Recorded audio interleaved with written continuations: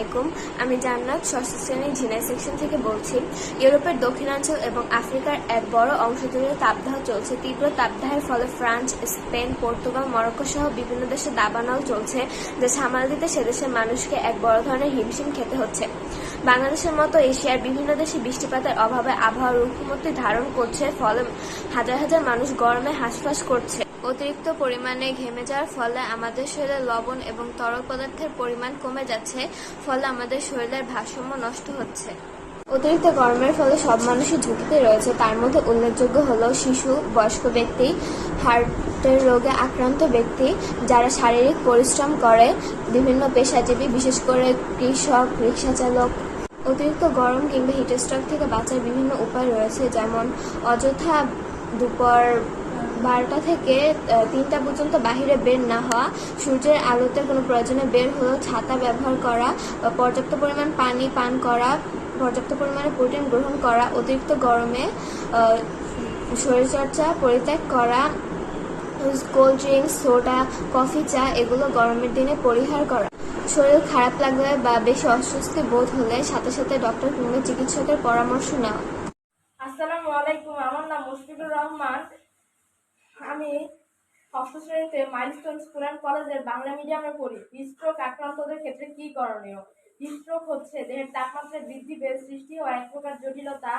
স্বাভাবিক দেহের তাপমাত্রা 98 ফরেনহাইট, এটি যদি 104 ফরেনহাইট ক্রস করে তখনই হিটস্ট্রোক হতে পারে। হিটস্ট্রোক এক প্রকার মেডিকেল ইমার্জেন্সি, যেখানে রোগীকে সাথে সাথে চিকিৎসা না দেওয়া হলে রোগী মৃত্যুবরণ করতে পারে। হিটস্ট্রোকের একটি গুরুত্বপূর্ণ কাজ হলো রোগীর দেহের তাপমাত্রা কমিয়ে আনা। এর ফলে আমরা হিটস্ট্রোকে আক্রান্ত ওদের শরীরে ঠান্ডা পানি দিয়ে মুছে দিতে পারি, ঠান্ডা পানিতে ধুয়ে দিতে পারি এবং আইস প্যাকও লাগাতে পারি। এর ফলে রোগীর দেহের তাপমাত্রা কিছুটা হলেও কমিয়ে আনা সম্ভব হবে এবং তাকে তাকে বাঁচানো সম্ভব হতে পারে। হ্যাঁ, তাই আমাদের আশেপাশে কেউ হিটস্ট্রোকে আক্রান্ত হলে আমরা এই কাজটি করতে পারি। ধন্যবাদ। হিটস্ট্রোক যখন আমরা বাড়ি থেকে বের হয়ে রোদে যাই তখন আমাদের ঘাম হয়। এর ঘামের কারণে আমাদের বডি তার টেম্পারেচার হারিয়ে ফেলে। কোনো কারণে এই এই মেকানিজম ফেল করে, তখন আমাদের হিটস্ট্রোক হয়ে থাকে। হিটস্ট্রোক কাদের হয়? যারা যে রোদে বেশিরভাগ অনেকক্ষণ সময় কাজ করে অথবা রোদে অনেকক্ষণ ঘোরাফেরা করে, তাদের বেশিরভাগ হিটস্ট্রোক দেখা যায়। তাই আমাদের প্রত্যেকেরই হিটস্ট্রোক সম্পর্কে জেনে রাখা উচিত। যদি কেউ হিটস্ট্রোক করে তখন তাকে প্রাথমিক চিকিৎসা কিভাবে দেওয়া যায় এই সম্পর্কে জেনে রাখা উচিত। হিটস্ট্রোক করলে তার করণীয় কি? এর মধ্যে তার অনেকগুলো করণীয় আছে, যার মধ্যে একটি হলো পাখার বাতাস দিয়ে তার শরীরের তাপমাত্রা কমাতে হবে। আক্রান্ত ব্যক্তিদের হাত পাখা বা ফ্যানের বাতাস দিয়ে শরীর শীতল রাখতে হয়।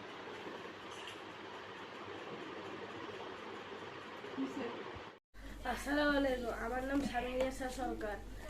আমাদের দেশে তীব্র তাপমাত্রা বেড়ে যাচ্ছে, ফলে আমাদের দেশে বেশিরভাগ মানুষই হিটস্ট্রোকে আক্রান্ত হচ্ছে। আমাদের বাংলাদেশের বেশিরভাগ মানুষই শ্রমজীবী, তাই আমাদের দেশের মানুষকে প্রতিনিয়ত বাইরে বের হতে হয়।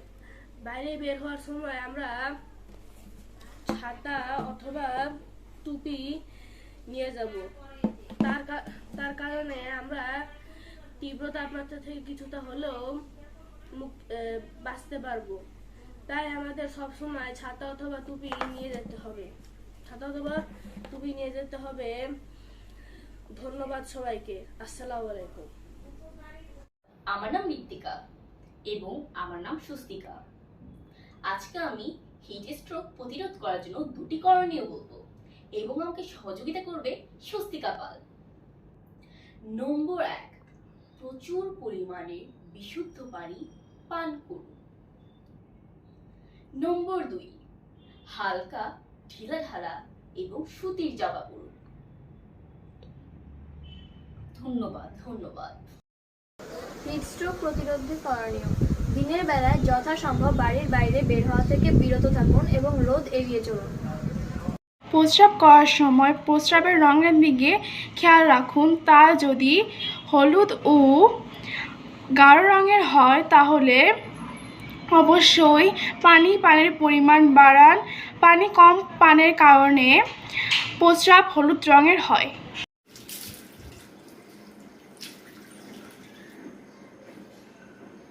সম্ভব হলে একাধিকবার পানির ঝাপটা নিন অথবা গোসল করুন।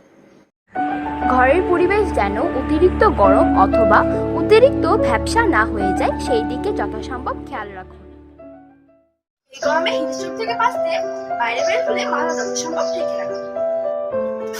ব্যবহার করুন ছাতা, টুপি কিংবা ক্যাপ কিংবা কাপড়।